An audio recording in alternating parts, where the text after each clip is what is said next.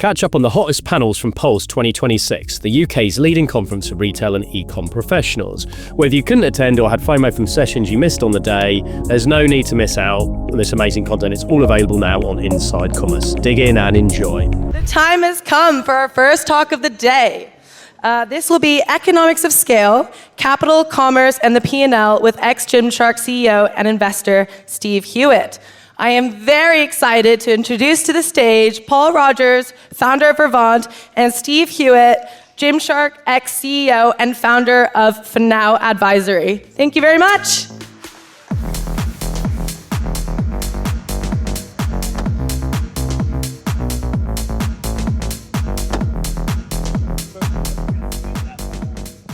Hi everyone, it's me again. Sorry again about the voice. I clearly did not plan. A little bit of drinking, but mostly talking last night. But hopefully you can all follow along, and hopefully I'll do very little talking because I've heard Steve likes to dominate these conversations. I'll firstly introduce Steve, just because we're short on time. So for those that don't know Steve joined Gymshark as the CEO when they were doing around 5 million online and took the business to 500 million, I think. And also took them through an investment round at over £1 billion valuation, going through the journey. And since then, he's founded or co-founded the business Whanau, who are an advisory firm and also an investment firm. So I asked Steve to join us today and I think you talk a lot about the kind of Gymshark journey and kind of leadership and various other topics, but I wanted to talk about kind of the broad mix, and also so many of our clients are looking at investment and looking at kind of changing their operating model and looking at their P&L. So I wanted to do a bit of a commercial session, kind of drawing on all of your insights from all of the different areas that you cover. So first question, so you've obviously got a lot of experience in a lot of different areas. You look at a lot of businesses as an investor nowadays and also as an advisor.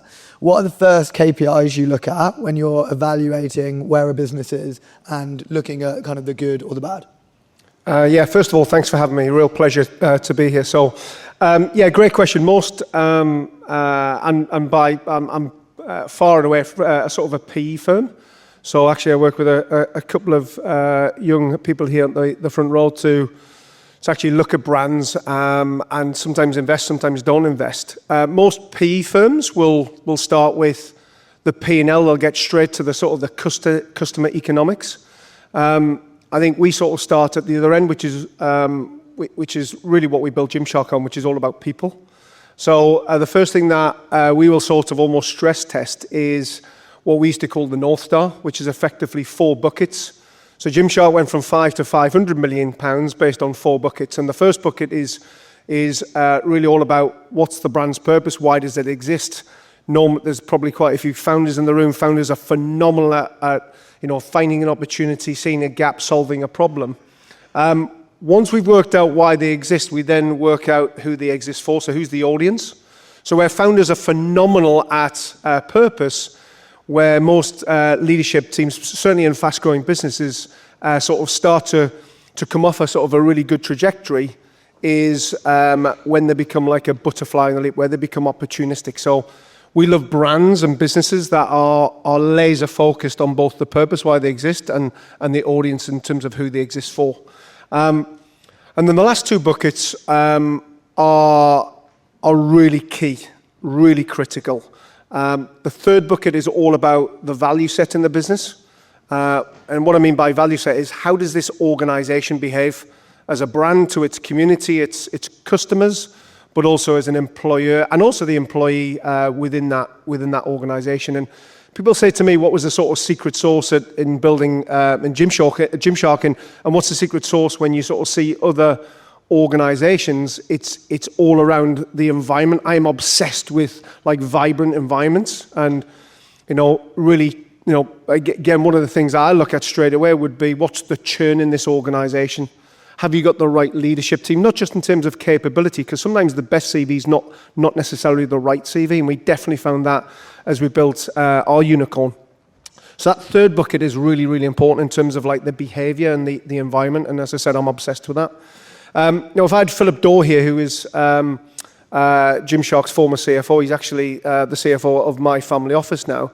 He would say, those 3 first buckets are really nice, Steve, but they're nice and warm and fluffy, and we can get our colouring in pencils and start to make things really aesthetically nice. But the 4th bucket has to be then the business model itself. And the way that Philip put it really, really simply was the maths have to work. So when you then get into the sort of the real quantitative KPIs, certainly in consumer goods businesses selling physical inventory products, is that first margin, the product margin has to be good. If your product margin is just okay or weak, you then have to really sweat the P&L all the way through it. And especially in an environment right now where things like CPA are rising, it's getting much harder to land a brand in a really competitive, macro headwind environment. So your gross margin, your product margin has to be strong. And then, as I said, if we then manage that correctly, then an EBITDA position is a much better position. So yeah, it's not one. I guess the best way of summarising that, it's just not one thing. It's about people and it's about business model, probably in that order for me. Okay, makes sense. And then the next question, so you've obviously invested in a number of brands like Passenger, AE Vodka, and you've got great clients as well. Yeah. You've gone through the investment journey with Gymshark, you've seen other people go through investment journeys. What, in your opinion, is kind of the right point, and maybe more importantly, when is not the right point to go and kind of raise money as a brand? Yeah, great question. I get this asked it's probably the most popular question I get asked. First of all, don't sell or get an investor in too early. That old bell tower, a lot of people go early and then get what I call seller's remorse. If you sell a minority or majority stake, like that's done, right? So don't ever look back and go, I wish I hadn't have done that. And a lot of founders, a lot of leadership teams sort of beat themselves up over seller's remorse. So once it's done and you've got to move on. Also, don't wait. There's a lot of, teams that I see who get really super greedy. They go, right, I'm going to wait until the business is right at the top of the bell tower, and then I'm going to get the best valuation and therefore the biggest check. And you have to leave something else in the tank for an investor. So if you're looking at that bell tower, the best time to really look at investment is when you're sort of halfway through that, rather than be too greedy or go too early. The other thing I'd say is don't build your brand, do not build your business for a financial event. You will, excuse my French here, you will only fuck it up. If I had Ben Francis here, who obviously co-founded Gymshark, we never built Gymshark for that unicorn event in 2020. We just never talked about it. It just happened to come along, and we got the timing right, I guess. But Gymshark was never built or for a financial event. It was built to, as Ben would put it, to outlast generations. And I think if you look after the brand, medium long term, then the maths will look after itself, as long as you sort of get a couple of those key points in the gross margin throughout the P&L right. So don't do it for a financial event. It's actually underwhelming when you get there. If I'm being honest, money gives you one thing, it gives you choice. I'm very fortunate to be involved in that as a shareholder in that unicorn event. And actually, in many ways, it's made my life a bit more complicated having kids, and I hate entitlement, and I love the value of money and hard work. So when you get there, it's actually a little bit underwhelming in a way. So as I said, do not build your brand or your business for that financial event. You will only get it wrong. Also, don't take the biggest check. Again, when we did the deal in 2020, we didn't take the biggest check. We had quite a lot of investment organizations interested, and we worked out which organization was right for our value sets. Back to that third bucket. So who is the best fit for our culture? Who has the same principles in terms of like how we operate as humans? Because you need that when things don't go well, because plan A never comes off. And I know we're going to talk about actually how to sort of handle bad news or handle investors in turbulent times. You've got to make sure that the value set is right from the word go, and sometimes that doesn't come with the biggest check. And don't just take it for the money either. Like, you can go and raise debt and and doing it in much simpler ways.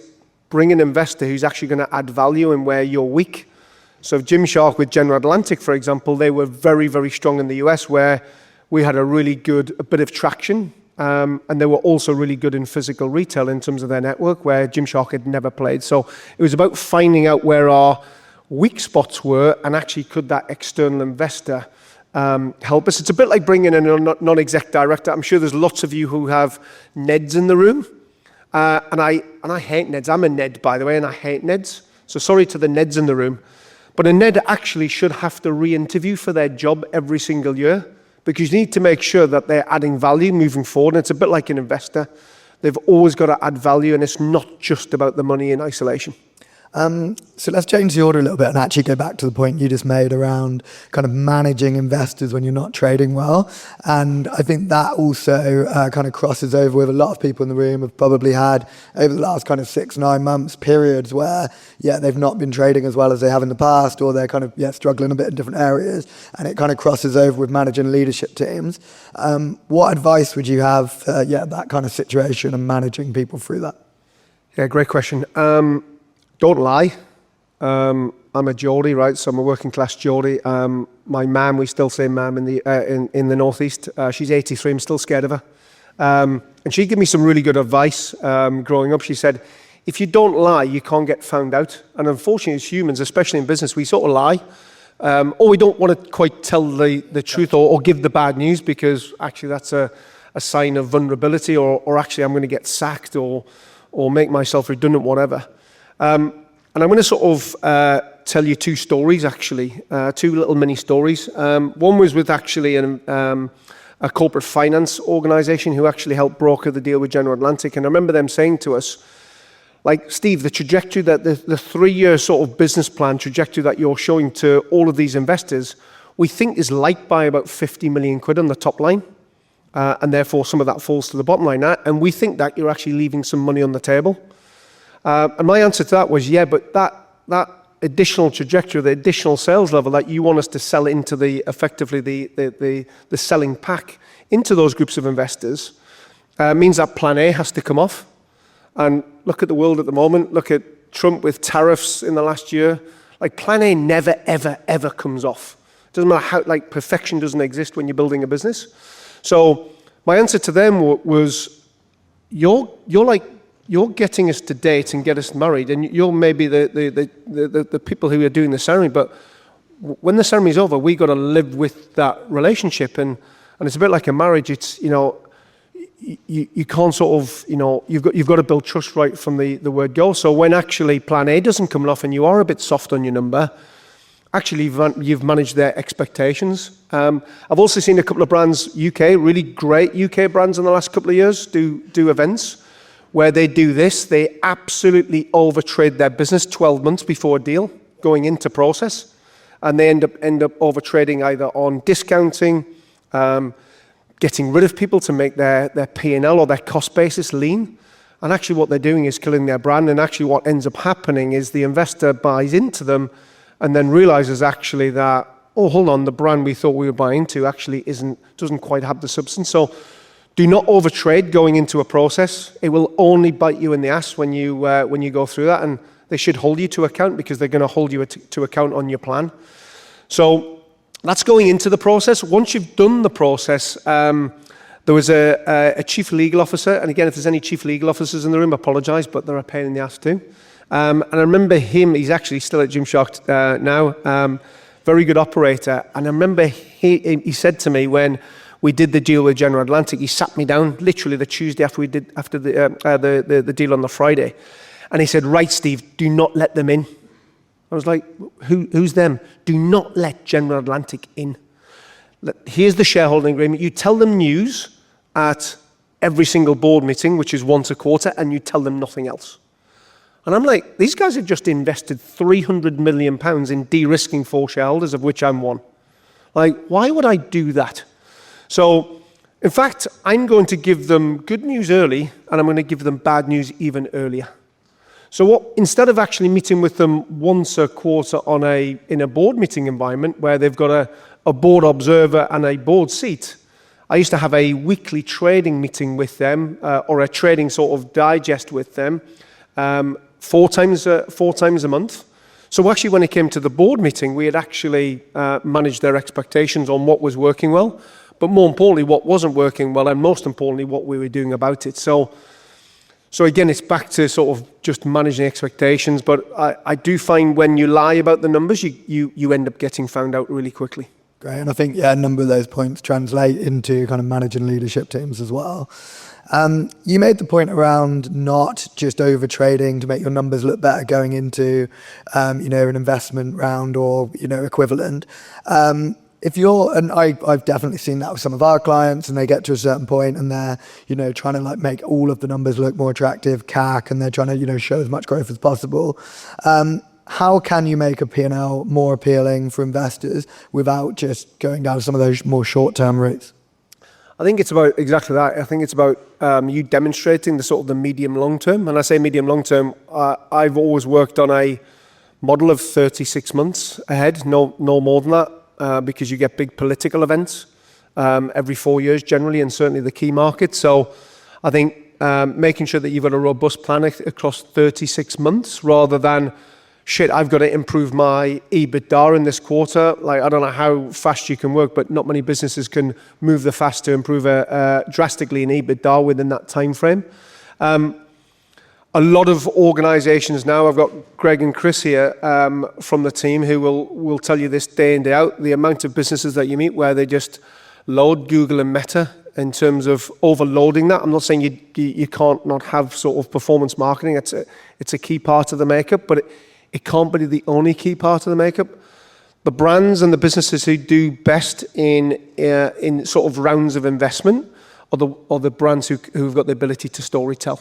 Yeah. So really investing into the brands, trying to find viral. We were phenomenal at, not me, I can't take any credit, but we were phenomenal at building viral moments at Gymshark, and all the best brands that I touch now are the ones who can build viral moments, and you only do that through storytelling. So I don't think it's about just looking at performance based on P&L. It's about actually how you're going to show up in many other ways just in the P&L.